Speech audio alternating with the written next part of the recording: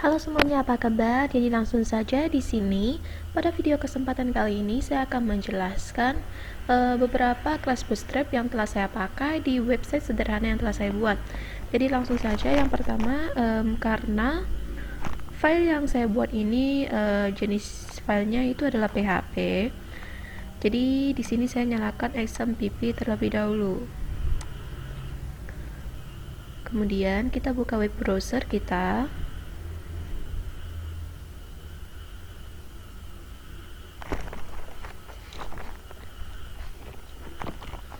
Localhost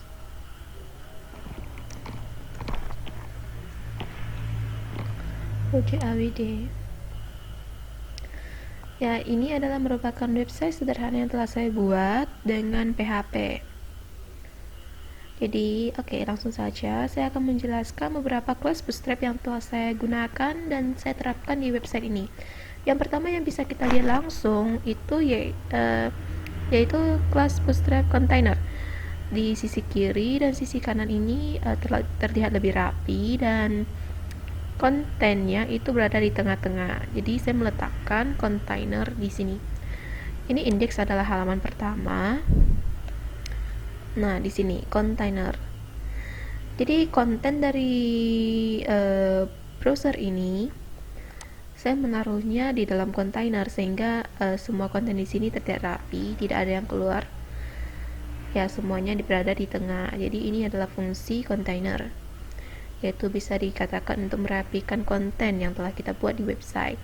Ini yang pertama, kelas container. Oke, yang kedua kita bisa lihat di sini. Nah, yang di atas ini merupakan navbar. Dan navbar ini saya membuat PHP tersendirinya agar nanti lebih mudah untuk dipanggil. Karena di sini kan ada beberapa halaman website, ada sejarah visi misi dan juga galeri begitu. Jadi navbar ini saya membuat PHP tersendirinya, yaitu ada di sini.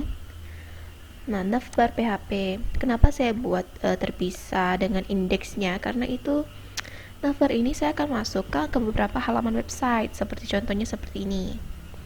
Nah, ini kan profil sekolah, misalnya sejarah. Nah, di sejarahnya ini saya tetap menggunakan navbar, jadi agar lebih mudah dipanggil, nggak susah-susah copy paste. Jadi saya buat navbar ini menjadi file tersendiri.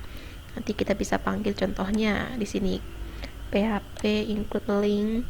Ini untuk memanggil link bootstrap. Nah, ini PHP include navbar.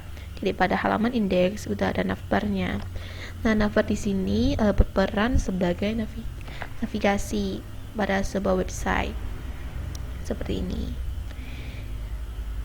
Oke, jadi setelah ini ada juga drop down di sini ini berfungsi untuk bisa menaruh beberapa konten dalam satu navigasi ini ya. Misalnya ada sejarah, ada visi misi. Contoh drop downnya ini ada di navbar. Kita coba buka. Nah, ini div class, in nav drop down. Nah, ini nav item drop down. Ini merupakan drop down. Nah, sejarah dan visi misi. Oke, lanjut. Nah, di sini juga sama-sama pakai drop down. Dan kemudian yang ini cari sesuatu, ini saya memakai placeholder. Ada di sini.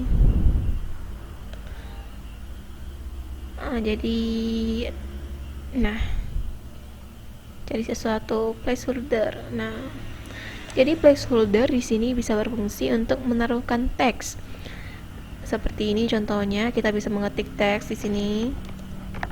Oke, dan ini adalah kelas button untuk menjadi sebuah tombol pada sebuah website.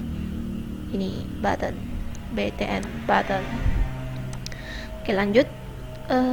Kemudian ke bawahnya untuk membuat gambar yang bisa bergerak seperti ini, ada slide-nya, itu saya memakai carousel. Carousel di sini memang fungsinya seperti ini. Jadi gambar yang kita masukkan ini bisa bergerak dengan sendirinya atau bisa kita klik seperti ini. Jadi saya menaruhnya di indeks. Nah, ini merupakan carousel, kelas carousel. Nah, seperti ini. Ini adalah bagian dari carousel. ini gambarnya sudah saya masukkan satu persatu di sini, dan juga ini carousel control curve, ini untuk sebelumnya dan ini untuk nextnya, ini sebelum dan ini untuk next, begitu.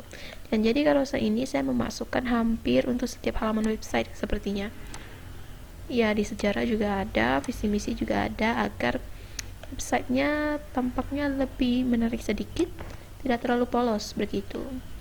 Oke, lanjut seperti yang di bawah. Di sini ada kelas card, seperti kartu. Jadi artikel-artikelnya ini tersusun jadi menjadi sedikit lebih rapi, begitu. Ini ada di index. Saya menggunakan kelas card kalau nggak salah ya, div class card. Ini saya sudah atur berapa lebarnya, begitu. Ada 4 card yang telah saya buat pada website utama ini, halaman utama. Dan terakhir footernya seperti biasa.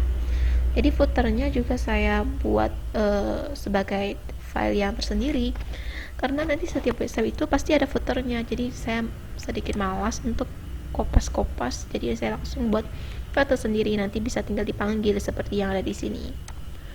Dan terakhir di sini saya sudah memanggil dengan footer. Nah,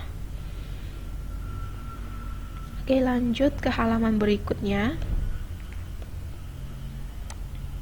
sejarah.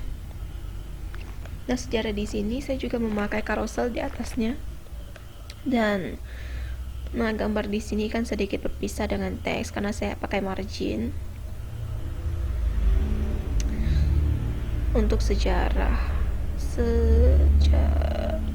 profil. Nah, ini adalah carousel tadi yang telah saya masukkan. Nah, saya memakai margin agar nanti tampilannya tidak terlalu dempet gambar dengan teksnya, begitu. Ya, hanya seperti ini untuk sejarah sekolah. Visi misi juga kurang lebih seperti ini. Lanjut. Nah, fasilitas di sini saya memakai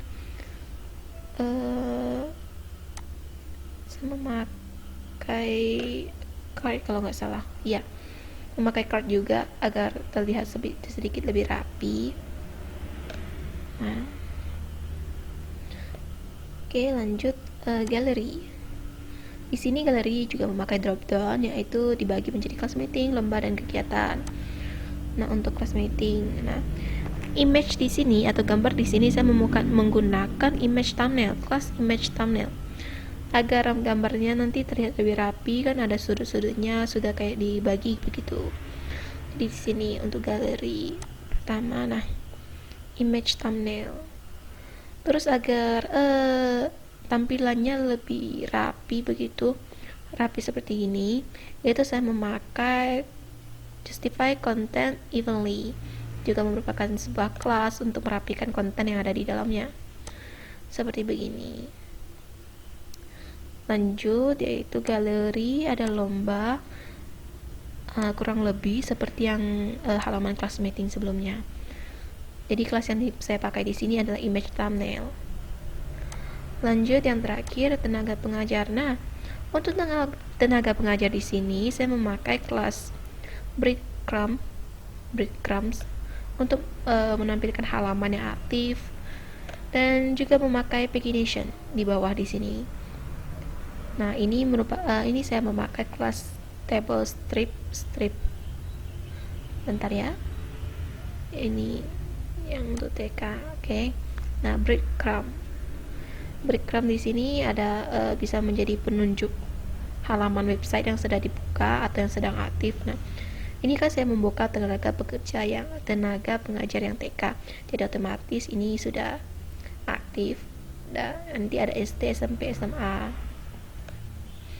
Oke, dan terus yang di bawah ini adalah pagination, itu bisa menunjukkan halaman website yang mana yang sedang aktif juga.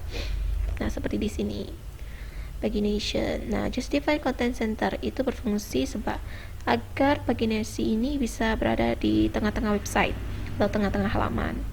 Begitu. Jadi lanjut. Nah, table strip, begitulah, agar nanti tabelnya itu terlihat lebih ada belang-belangnya, jadi tidak terlalu polos. Lanjut ke halaman kedua, ini saya sudah samakan, kan ada TK, SD, SMP, SMA. Jadi di sini saya juga langsung saja biar lebih mudah saat penggunanya mau buka. Jadi tinggal kita klik next. Nah, jadi di sini yang aktif adalah yang SD ini. Nah, SD kurang lebih seperti itu. Yang di sini pakai paginasi. Jadi halaman yang untuk tenaga pengajar SD saya tetapkan di halaman 2. Nah, seperti ini SD paginasi. Nah, karena sudah berada di halaman SD, jadi yang aktif, breadcrumb yang aktif itu adalah di halaman SD. Saya sudah atur di sini. Contohnya, nah seperti ini. Yang lain kan tidak aktif. Nah, nanti tampilannya breadcrumbnya akan seperti ini. Nah, SD-nya itu sedang aktif, yang lain kan bisa diklik masih. Dan untuk paginasi, yang paginasi juga sama. Ini isinya sama ya, cuma beda nama-nama gurunya. Jadi yang sebelumnya yaitu yang TK, terus yang nomor 1 halaman pertama itu memang untuk TK.